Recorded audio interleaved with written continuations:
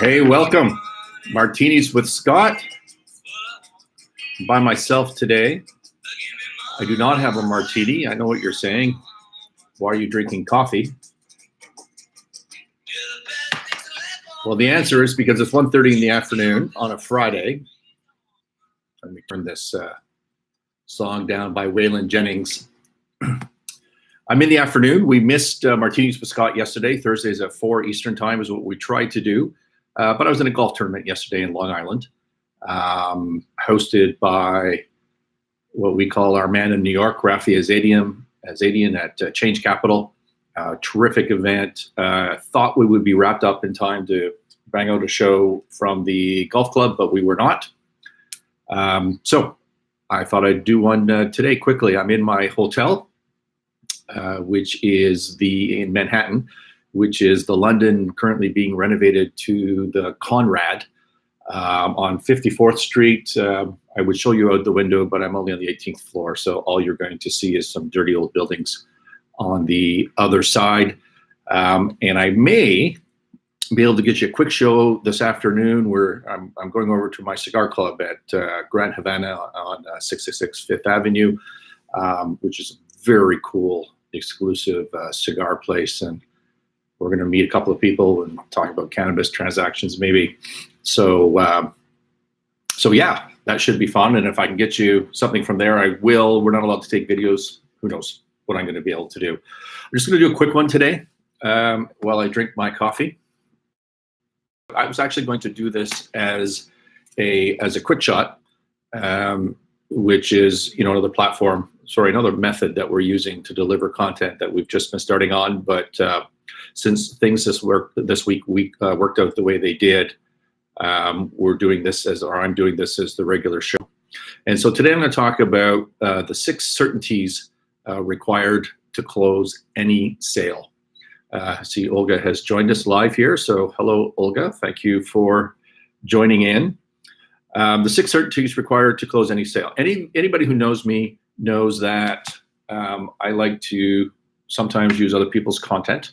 Not because, well, sometimes it's an original idea, not in this case today, but often because they express it so well, I can't express it.com or with in Martinis with Scott. I go out of my way to provide a reference. And so what we're going to talk about today has been written about really well in a book called The Way of the Wolf, written by Jordan Belfort.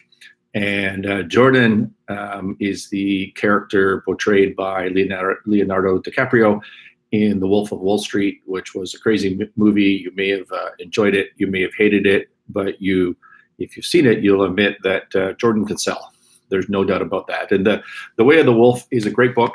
It's a system for selling, and we're not going to talk about selling systems today. We'll do that some other time or on many other shows.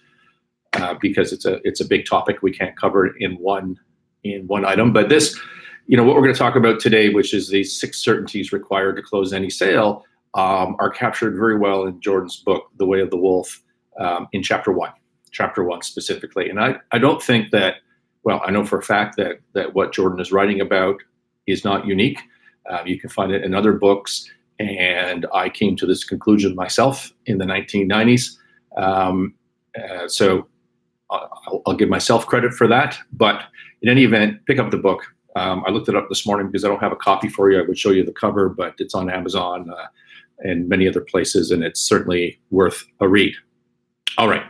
So what are the 6 certainties? What do I mean by that? It's confusing language. It's hard for me to even explain it. But the bottom line is there are 3 what we'll call factors that any prospect needs to deal with in order to agree to buy anything from you. And on those 3 factors, they need a degree of certainty. And that certainty comes in 2 forms.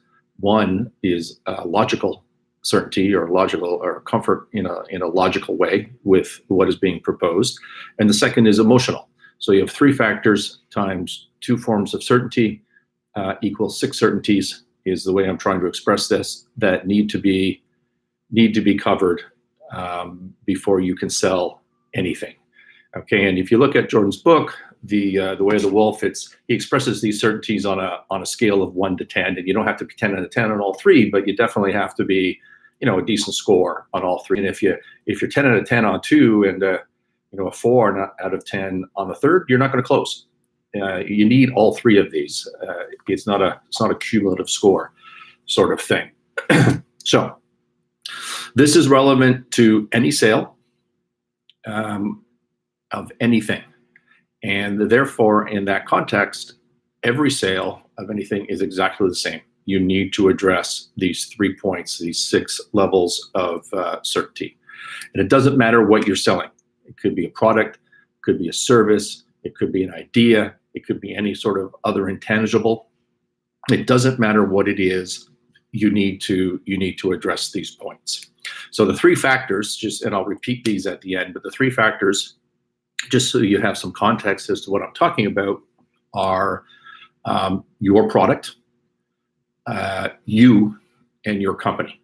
So a prospect needs to have a logical and an emotional connection and certainty on your product, you, the salesperson, yourself, and the company that you represent. Okay, so those are the 3 things. Again, times 2 different types of certainty gives you 6 certainties. So if this is a fact, and if you accept that, then the logical extension is that everything you do in sales and marketing needs to be focused on increasing a prospect's comfort level, certainty with respect to those 3 factors. All right, again, the product, the salesperson, the representative of the company, and the company itself. And as I said before, you need all 3. You can't have an extreme certainty level, extreme comfort level on the product and the salesperson, but an uncertainty or a negative perception of the company that is selling the product. You're not going to close, right? So you need all 3. So let's talk about logical certainty and emotional certainty for a minute. The humans, if you get into consumer behavior, persuasion, these sorts of disciplines or studies, what you're going to find is that humans buy on logic, and then they rationalize their purchase. Logical certainty is the math of the situation. The salesperson, picture yourself not as a salesperson for a moment, but as a purchaser. A salesperson, you're trying to buy a new car and someone's pitching this to you. So they tell you about the fuel economy, the safety, the horsepower, all of the factors that go along with purchasing, with the benefits of this car. And you think to yourself, okay, well, the logic of this makes sense to me. The math is there. And one way to, as a purchaser, to know that you have been convinced of the logic is if you can express it to somebody else. If you can go home to your spouse and say, hey, I'm buying this car. I really like it. It's got great fuel economy. It's got great safety record. It looks really slick, right? The warranty is good. And so you can express the logical part of this. And that's how you know that you've become certain on the logic side. The emotional side of this is where as a salesperson, you have painted a picture now of the prospect owning this thing in the future and benefiting it from it now. So in their head, in their feelings, they can say that they can realize the benefits and feel the benefits of it today. Okay, and if you have enough emotional certainty on this, it turns into a craving. And the craving is, man, I need to have that Porsche. I need to have it now. There's just no way that I can go through another day without buying that car, right? And that's the craving that is created from emotional. And we have some comments here that's saying that the humans buying feelings and they rationalize with logic. No, it's the other way around. It's the logic that drives it, but then the emotion of it is part of the rationalization, okay? And it deals with your dissonance. So emotional certainty is the gut feeling. Logic is the math of the situation. Emotional certainty is conveyed by painting a picture by the salesperson. So let's go over this again. What are the 3 factors and 6 beliefs? 1 is your product, your idea, and your concept. The prospect must believe with high certainty that your product will make their lives better. That's it's the best thing since sliced bread concept. Okay, and the higher the certainty that a prospect has on that, the better off you are. Does the prospect believe with high certainty that they trust you, number 1, and connect with you? Those are the 2 key points: trust and connect, right? So if you take them golfing, don't cheat, right? So you take them golfing, you're a good guy, you have some drinks, you're a good person, and you have some drinks, and you have a great time, but you've cheated on your score, and you've acted in a shady way.